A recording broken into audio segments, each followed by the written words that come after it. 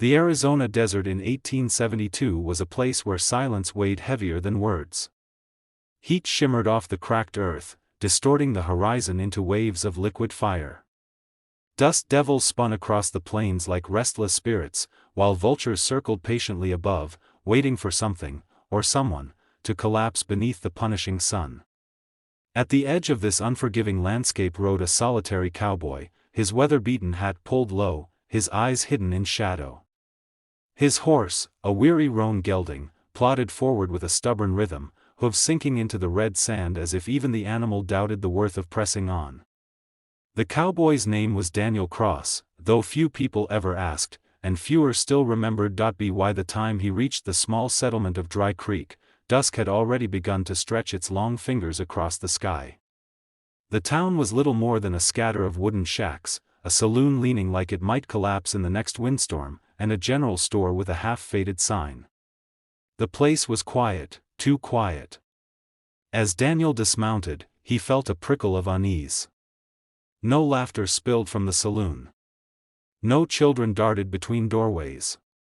Even the wind seemed to hesitate as it drifted across the main street. He tied his horse to a post outside the saloon and pushed the creaking door open. Inside, the air was thick with smoke and suspicion. Every eye turned to him, weighing, measuring, judging. The barkeep, a stout man with graying whiskers, wiped his hands on a filthy rag and nodded toward Daniel. "Ain't seen you before," he said, voice low and steady. "What brings you through Dry Creek?" Daniel didn't answer immediately. He pulled off his hat, brushing the dust from its brim, and ordered a whiskey. His silence seemed to irritate the room. Men shifted in their chairs. Cards were set down mid-game. A woman in a faded dress stopped plucking her guitar strings and stared at him with unreadable eyes. When Daniel finally spoke, his voice was rough, edged with something unspoken. "Just passing through." But the truth was heavier than that. Daniel carried a story like a burden, a story he had no intention of sharing with strangers. Yet fate, cruel as it was, had a way of unearthing secrets. While he drank, the saloon doors burst open, and a young boy stumbled inside, out of breath, his face pale as bone. "Sheriff," the boy cried. "It's happened again. Down by the river, same as before." The saloon went dead quiet. Men froze with glasses halfway to their lips. A shadow fell across the room, and slowly, a tall figure rose from the back corner.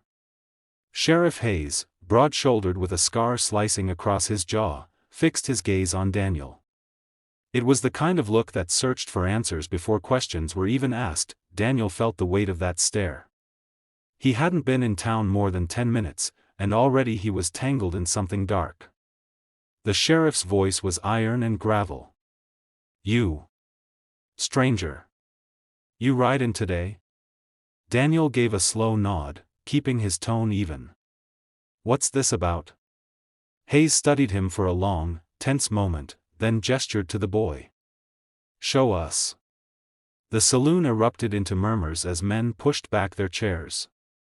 The woman with the guitar leaned closer to Daniel, her voice barely a whisper. "Best watch yourself, cowboy. Things in Dry Creek ain't what they seem." The walk to the river stretched longer than Daniel expected. A trail of lantern light bobbed in the darkness as Sheriff Hayes led the way, the boy trotting nervously at his side. Behind them, half a dozen townsfolk followed, rifles and shotguns clutched tight. The only sound was the crunch of boots on dry dirt and the occasional creak of wagon wood in the wind. Daniel trailed at the back, his instincts gnawing at him. He'd seen posses like this before, groups bound not by courage, but by fear. Whatever they were about to find at the river, it wasn't the first time, and it wouldn't be forgotten easily. When they reached the bank, the desert night grew colder. The moonlight shimmered off the sluggish current, silver against black. Sheriff Hayes raised his lantern high, and the group drew in close. That's when Daniel saw it, a body laid out on the mud like a broken doll. A man, perhaps 30, with his chest ripped open in a way that no animal claw could account for. The skin was torn ragged, as if something had been gnawing at it. His eyes were wide, fixed in terror, and his hands clutched fistfuls of dirt as though he'd tried to crawl away. The boy turned his face, trembling, while the townsfolk muttered under their breath. Daniel crouched low, his expression unreadable. "Not bandits," he said quietly. "Not wolves, either." Sheriff Hayes grunted. "And what makes you so sure?" Daniel glanced at him, voice measured.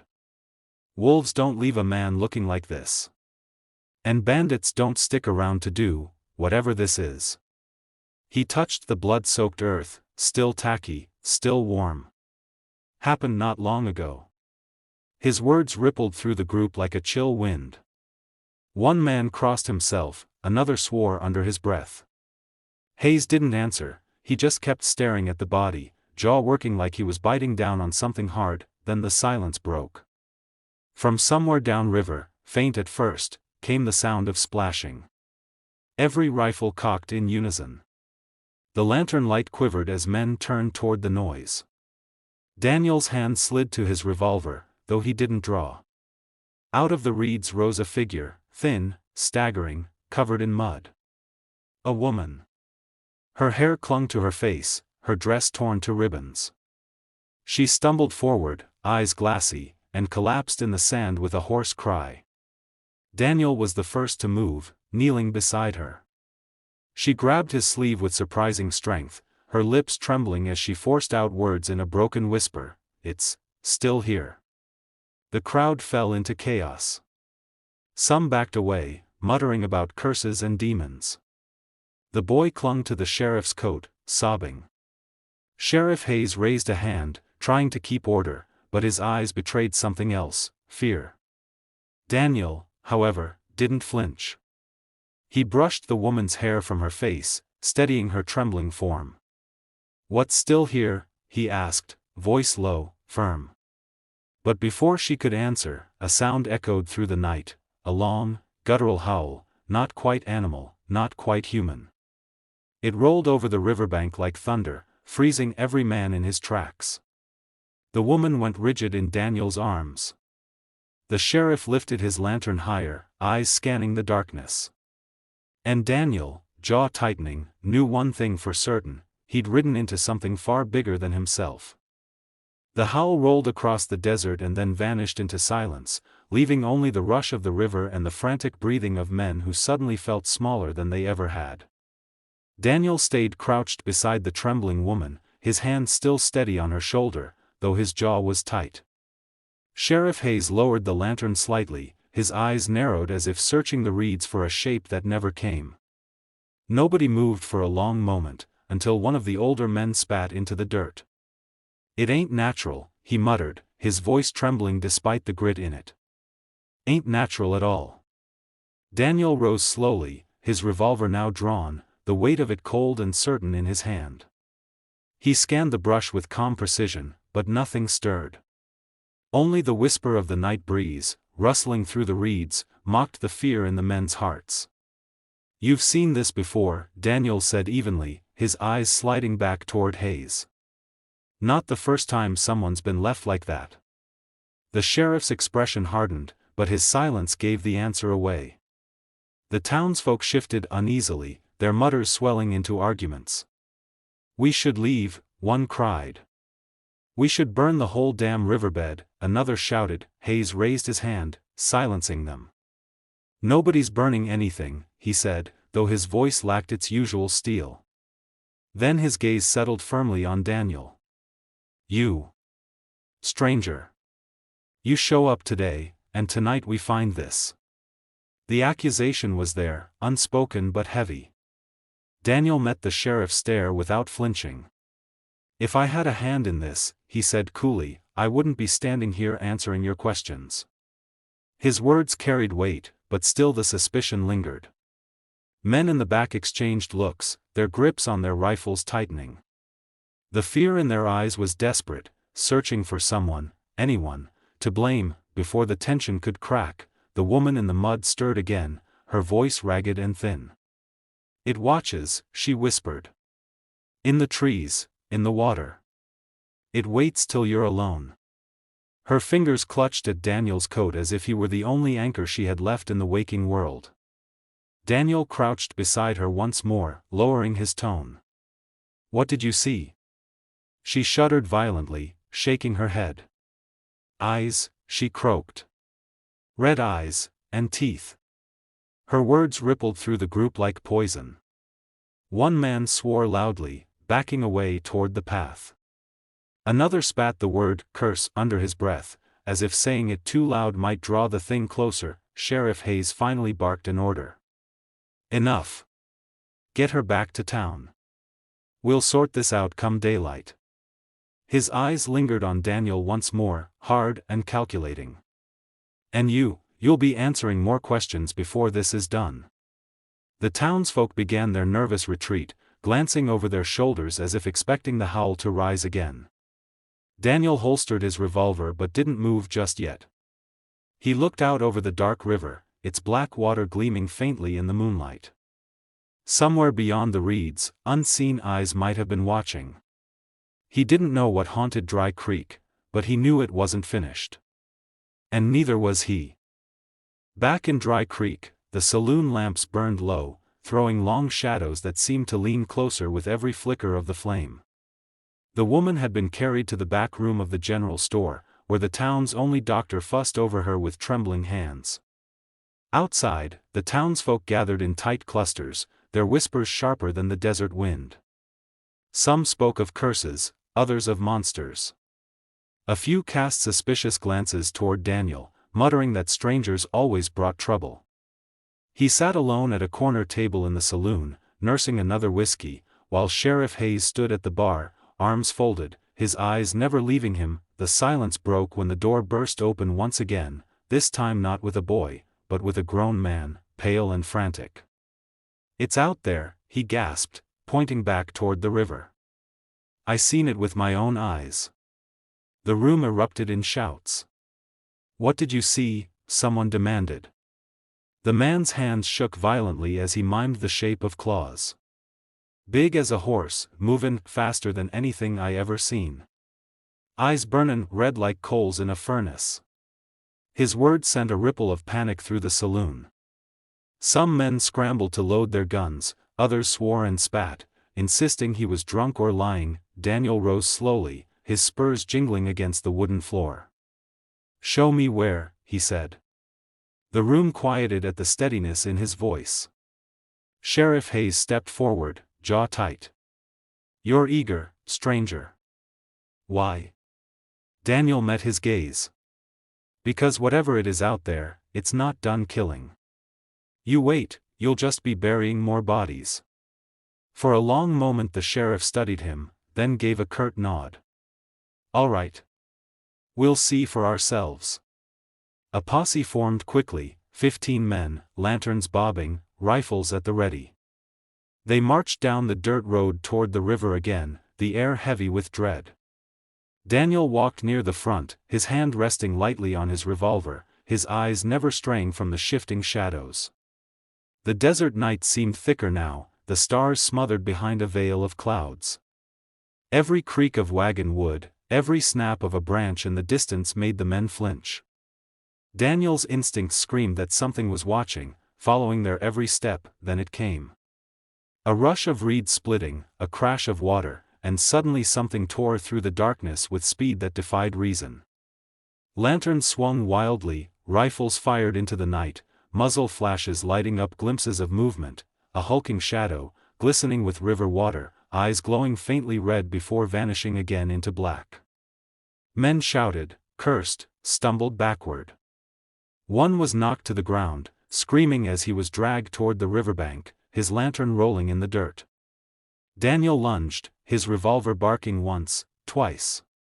The thing shrieked, a sound like metal grinding on stone, and released its prey. In the chaos, Daniel caught only a glimpse, elongated limbs, skin slick and pale, teeth like shards of glass. Then it melted back into the reeds, leaving only silence and the ragged breath of terrified men. The survivors staggered back into Dry Creek before dawn, their lanterns guttered low, their rifles carried without pride. The man who had been dragged toward the river limped along, bloodied and pale, saved by Daniel's shots but scarred by what he'd seen.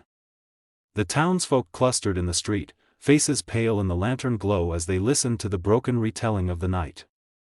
Each account was different, but all carried the same truth: something unnatural hunted them in the dark.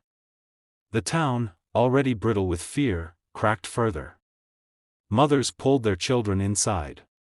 Men muttered about curses, demons, and whether the whole settlement ought to be abandoned. Sheriff Hayes tried to hold them together, his booming voice echoing through the dusty street. "No one's leaving. We'll get to the bottom of this." But his words lacked conviction.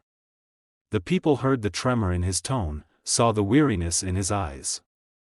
They needed someone to blame, and their gazes began to drift toward the stranger leaning against a post, his revolver still smelling faintly of powder. Daniel met their stares without flinching, but he could feel the shift in the air, the desperate need for an enemy they could understand. A man stepped forward, his face twisted with fear. "It started the night he rode in," he spat, pointing at Daniel. "We've been cursed since he showed up." Others joined in, voices rising like a storm. "He brought it with him. He's marked." The crowd pressed closer, rifles and pitchforks raised, fear masquerading as fury. Sheriff Hayes barked for order, his voice cutting through the mob. "Enough. I said enough." But even his authority strained against the tide of panic. Daniel finally pushed off the post, his voice low but steady. "If I wanted you dead, I'd have let that thing finish its meal tonight." The bluntness of his words cut through the hysteria like a blade. Silence fell, thick and uneasy. He scanned the faces around him, reading the fear in their eyes, the hopelessness hiding behind their anger. "That thing isn't mine," he continued. "But if you don't stop turning on each other, it'll pick you off one by one." His calm steadiness made some falter, but suspicion still lingered, simmering like coals beneath ash. Sheriff Hayes stepped forward, placing himself between Daniel and the crowd. "We'll settle this come daylight," he said firmly. "Nobody's hanging anyone tonight." His eyes met Daniel's for a long moment, hard, questioning, but grudgingly respectful. Hayes wasn't sure what to make of the stranger, but he knew one thing: Dry Creek needed him. The mob dispersed reluctantly, muttering as they vanished into the shadows of their homes. Alone again, Daniel lifted his gaze toward the dark horizon. The thing in the reeds wasn't done. And neither, he suspected, were the people of Dry Creek. When the sun finally rose over Dry Creek, it did little to ease the town's dread. The light seemed pale, weak against the shadows of the night before. The townsfolk went about their business with hollow eyes, doors shut tighter, windows curtained against the world outside. The air itself seemed heavier, as if the desert had learned to carry their fear. In the saloon, the sheriff gathered a handful of men around a table, maps and rifles spread before them. Daniel stood at the edge of the group, silent but watchful. He wasn't invited, but neither was he told to leave. Hayes spoke with his usual steel, though his words carried a fatigue that no sleep could cure. "We've had 3 bodies in 2 weeks. Now a 4th near miss. We can't keep this quiet anymore." He stabbed a finger at the river marked on the map. "Whatever it is, it's tied to this stretch. We hunt it today." End of story. A murmur of unease ran through the men, but they nodded, desperate for any plan at all. Daniel finally broke his silence, his voice calm but cutting. "Hunting in daylight won't change what you're dealing with. That thing moves when it chooses. You'll just waste bullets chasing shadows." The room turned cold. Hayes narrowed his eyes. "You got a better idea, stranger?" Daniel didn't answer immediately. Instead, he reached for the map, tracing a line along the river with a gloved finger. "This isn't new. Look at the marks. Always near water. Always where the reeds grow thick." He looked up at the men. "You ever wonder why no tribe lives near this stretch? Why it's left empty?" A silence followed, broken only by the creak of floorboards. One of the older townsmen, his face lined with years, finally spoke. There's an old story, he said hoarsely. From before my time. My father heard it from the Apache. A spirit in the river. A taker of men. The others muttered uneasily, some crossing themselves, others spitting on the floor. Just stories, Hayes snapped, though his jaw tightened at the words. Daniel studied the old man, voice low. Stories have roots. Nobody stays near water unless they've learned the hard way not to. His words sank deep, though half the room refused to meet his eyes. Hayes slammed a fist on the table.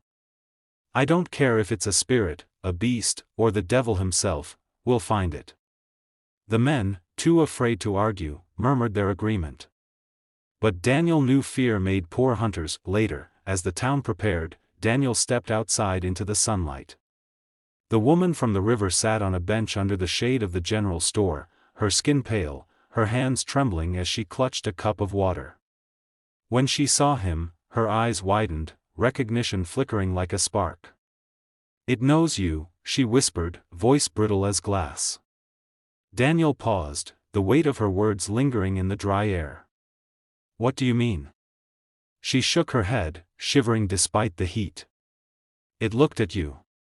When you shot, it stopped. Like it remembered. Daniel felt the hairs rise on the back of his neck. For the first time since riding into Dry Creek, he wondered if he was truly the hunter, or if he had already become the hunted. By midday, the posse was ready. 15 men armed with rifles, shotguns, and enough bullets to start a war assembled at the edge of town. Their faces were drawn, some pale with fear, others hardened by desperation. Sheriff Hayes stood at the front, jaw set, shotgun resting across his shoulder. He addressed them with the voice of command, though his eyes betrayed how thin his courage had been stretched. We follow the river north. We flush it out, we end this tonight. Daniel mounted his roan gelding, the only calm figure among the restless men. He hadn't volunteered, but Hayes had made it clear, he was coming, whether by choice or by rope. As the group moved out, the town watched from behind shuttered windows and doorways. Mothers clutched children, and old men muttered prayers into the dust. The desert sun beat down mercilessly, the river glinting in the distance like a silver snake, leading them toward whatever waited in the reeds. The further they rode, the quieter the world became. Birds vanished from the sky. No crickets chirped, no coyotes called. Even the wind seemed to hold its breath. By late afternoon, the posse dismounted where the reeds grew tall and thick, swallowing the riverbank in a green wall. The air there was damp, heavy, and stank faintly of rot. Hayes raised a hand, signaling silence, and the men fanned out, lanterns ready though the sun still burned above. Daniel crouched low, scanning the ground. There were tracks, drag marks, deep impressions in the mud, far too wide for a man. His gut tightened, the first scream tore through the stillness like a gunshot. One of the men, too far ahead, vanished into the reeds with a splash. The water churned, crimson blooming on its surface. Rifles fired blindly into the stalks, lanterns swinging wildly as panic overtook order. Hayes shouted commands, but they were drowned in chaos. Daniel moved with precision, revolver drawn, eyes cutting through the confusion. Then, just for a heartbeat, he saw it, emerging from the reeds like something born of nightmare. Its body was pale, slick with river water, limbs elongated and jointed wrong, bending where they shouldn't. Its face, or what passed for one, was a mask of hunger, with teeth jagged as shattered glass. Red eyes glowed faintly beneath the shadows of its brow, locked on the men like a predator toying with prey. Daniel raised his gun and fired. The shot struck, and the thing recoiled, shrieking in that same metallic wail he'd heard before. But instead of fleeing, it lunged, impossibly fast, and the reeds exploded into violence as men screamed, guns roared, and Dry Creek's hunters realized they had cornered something far worse than any beast. Gunfire cracked through the reeds, echoing down the river like thunder. Men shouted, their voices breaking between courage and terror, as the thing tore through them with inhuman speed. Lantern light swung wildly, catching glimpses of pale flesh, jagged teeth, and the glint of red eyes before it vanished again into the reeds, only to strike from another angle. One man's scream was cut short as he was lifted into the air and hurled against a tree with a sickening crack. Another fell into the mud, his throat shredded before he could even fire. Daniel moved through the chaos with grim precision. He fired 2 shots into the shadows, one striking true. The creature staggered, letting out that grinding shriek. But instead of falling, it only seemed angrier. It lunged again, bowling over 2 men at once, its claws tearing through flesh as if it were nothing more than cloth. Blood sprayed across the reeds, mixing with the damp stench of the river. Men broke ranks, some firing wildly, others fleeing into the darkness. Panic spread faster than bullets. Sheriff Hayes stood his ground longer than most, shotgun blasting holes through the reeds, his voice hoarse as he tried to rally his men. But even his iron will faltered when the creature slammed into him, knocking him backward into the mud. Daniel was there in an instant, revolver barking twice more. The thing recoiled, just enough for Hayes to scramble to his feet, his face streaked with blood and fear. "It won't go down," Hayes shouted, breath ragged. "God help us, it won't die."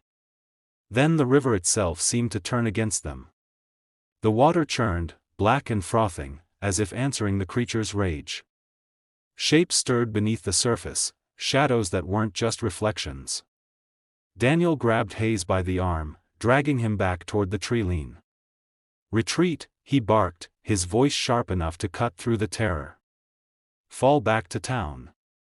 Some men obeyed, stumbling and firing as they fled, but others were dragged screaming into the water, their lanterns winking out one by one. By the time the survivors staggered clear of the reeds, the sun was sinking, and the posse had been cut in half. The ground was littered with abandoned rifles, shattered lanterns, and the blood of good men who'd believed they were hunters. Sheriff Hayes leaned against a tree, gasping for breath, his face pale. "What in God's name was that?" he muttered, though no one dared answer. Daniel reloaded his revolver with steady hands, his expression grim. "Not a beast," he said quietly, more to himself than to anyone else. "Something older. Something that remembers." And in the stillness that followed, the survivors knew the truth: they hadn't hunted the creature. It had hunted them. The survivors limped back into Dry Creek under cover of night, fewer in number and broken in spirit. Horses staggered beneath the weight of wounded men, and the ones who still walked did so with vacant stares, their eyes hollow from what they'd seen. The townsfolk emerged from behind shuttered doors as the posse entered, gasping at the sight of bloodied faces, torn clothing, and the grim silence of men who had expected to return as hunters but came back as prey. Mothers clutched their children tighter. The whispers started immediately: "Half of them gone, the river cursed, we're all doomed." Sheriff Hayes pushed through the street, his jaw clenched, his blood-streaked coat a testament to the fight. He tried to speak to the crowd, but his voice cracked. We held it back," he lied. "We'll drive it off for good." But the tremor in his voice betrayed him, and the people saw it. His authority, once iron, bent like rusted steel. Shouts rose from the crowd, some demanding to leave the town, others calling for blood. And once again, eyes turned to Daniel. "He's the reason," a man shouted, pointing a trembling hand. "It started when he came. That thing follows him." The mob echoed the accusation, voices growing sharper with every passing second. Fear twisted into rage, into something dangerous. Daniel stood alone in the center of the street, his hand resting casually on the butt of his revolver, though he hadn't drawn. His voice was low, calm, cutting through the storm. "If I was the reason, you'd all be dead already." The bluntness made a few falter, but not enough. The mob pressed closer, fury overtaking. Sensed at it was then that the survivor woman appeared, staggering from the general store where she'd been kept.